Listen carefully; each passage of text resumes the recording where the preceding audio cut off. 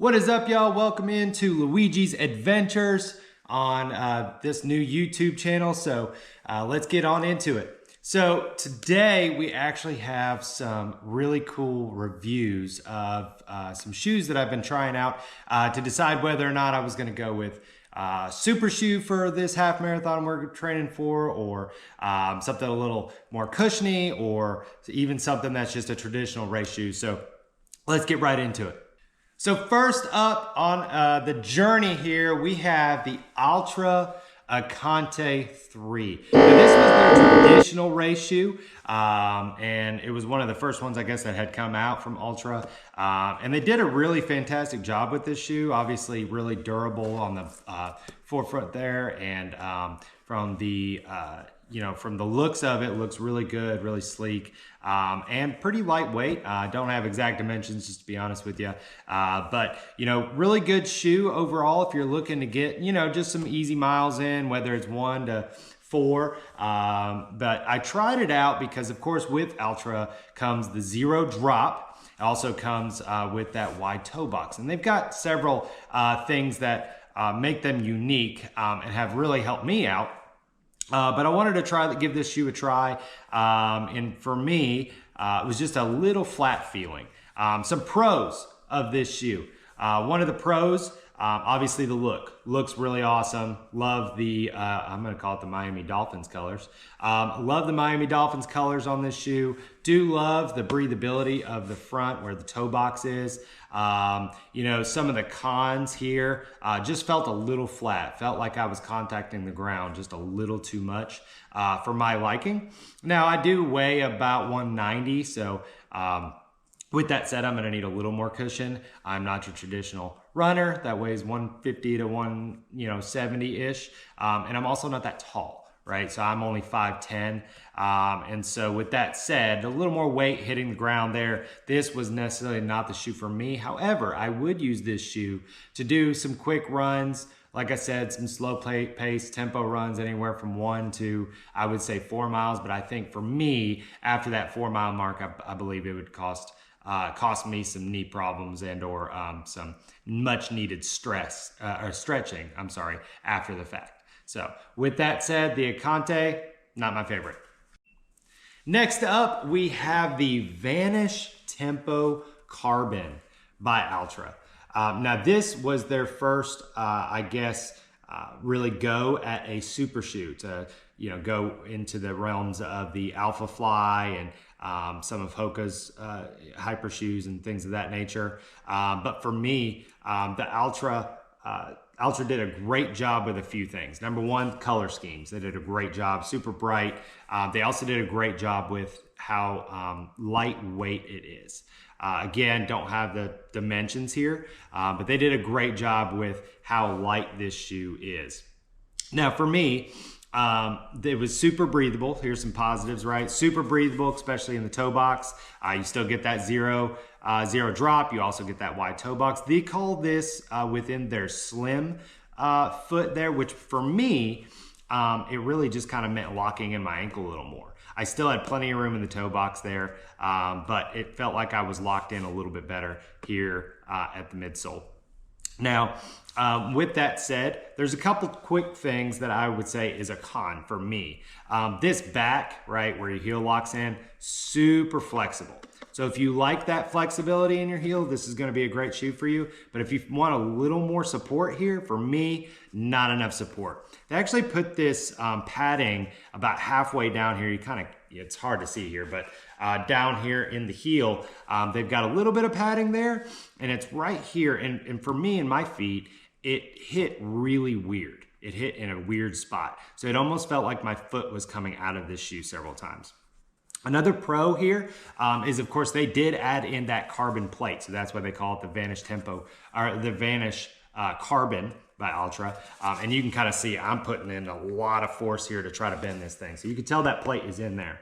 They also used the Ego Pro. There's only 2 shoes within the Altra lineup that use the Ego Pro, which is super responsive, I would say. So I would say from a padding perspective and how much padding you actually had, super padded, a lot of comfortability there, and it doesn't have the rocker shape like the Olympus. So for me, the Olympus didn't do what I needed it to do and actually caused some Achilles problems for me. Now, that's not everybody, but for me, it just caused a little bit of a weirdly sore Achilles. So on this one, you don't have that rocker shape. So I don't think I would have that problem, but unfortunately that heel was a no-go for me. And, you know, of course they did a great job with durability on the bottom there, and not very flexible. So I think if you are used to a super shoe and you are also used to having not a lot of padding here in the heel and you're used to that, this is a great shoe to be doing anywhere from that 13 to 26 mile marathon type running. This would be a shoe that would be for me if I didn't have that heel. And with that said, we have our winner. Winner, chicken dinner. So this is the Altra Vanish Tempo. So the difference between this guy and this guy is a couple things, right? No carbon plate, all right? But check out the padding in the heel.